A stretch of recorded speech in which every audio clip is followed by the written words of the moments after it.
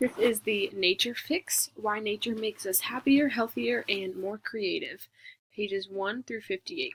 The book is by Florence Williams, and its presentation is presented to you by Alyssa Reed. So the introduction of the book starts out with the cordial air. This section of the book lays out the foundation and purpose of it. It begins by talking about things that keep us from the outdoors and how people may avoid nature because they don't understand the benefits of it. It goes on to talk about some philosophers such as Aristotle, Plato, and even Einstein who would go outdoors because they knew that it helped them clarify their mind and think. Even Teddy Roosevelt would escape to the country for months to think.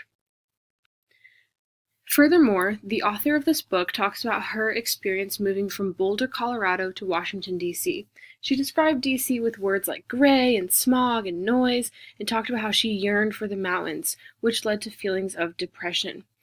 She called these feelings and she related them to Richard Louv's nature deficit disorder, which is what happens when people spend little or no time outside in natural environments, which results in physical and mental problems, including anxiety and depression.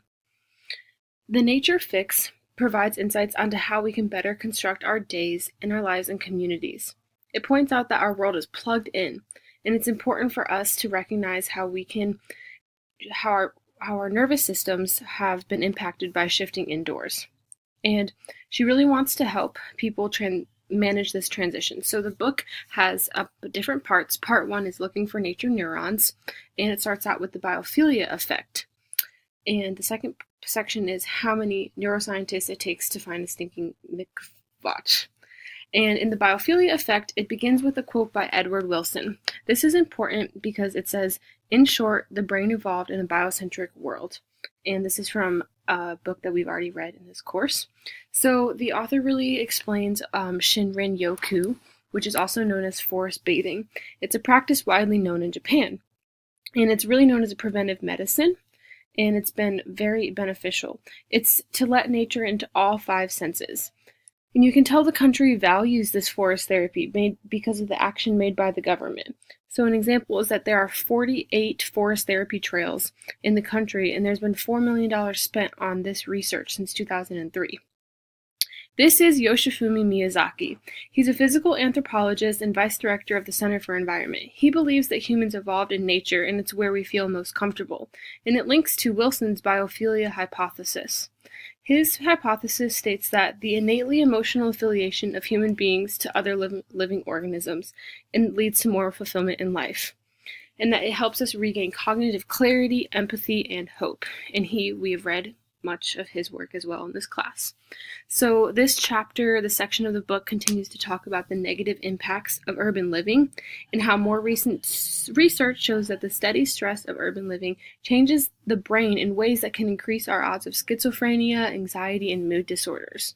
So the scientist King Lee studies nature's effect on mood states and how it manifests in the human immune system. He studied natural killer immune cells, which protects us, and he wondered if nature could increase NK cells since it reduces stress. So through multiple studies and research, Lee found that nature could do this, and that it's like a miracle drug. Something as simple as evergreen scents could help us live longer.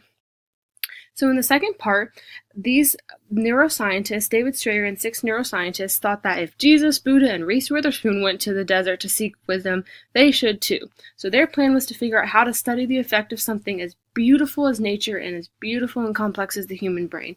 So these Japanese and biophilia that we talked about earlier focuses on our emotional connection, but this group, Strayer and the neuroscientists, wanted to focus on cognition, how nature impacts us thinking, problem solving, and working together.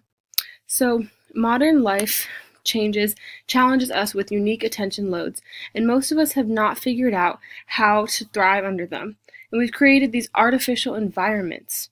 But nature has this power ability to capture our attention. And it asks us the question, some people are asking the question, how much of the benefits of nature are really because of nature versus simply leaving behind cities and workplaces? So in closing, we need to manipulate our environment. We can feel nature with having more trees in urban cities, bigger windows, and even going out in nature. And this is kind of what this section of the book closes up with.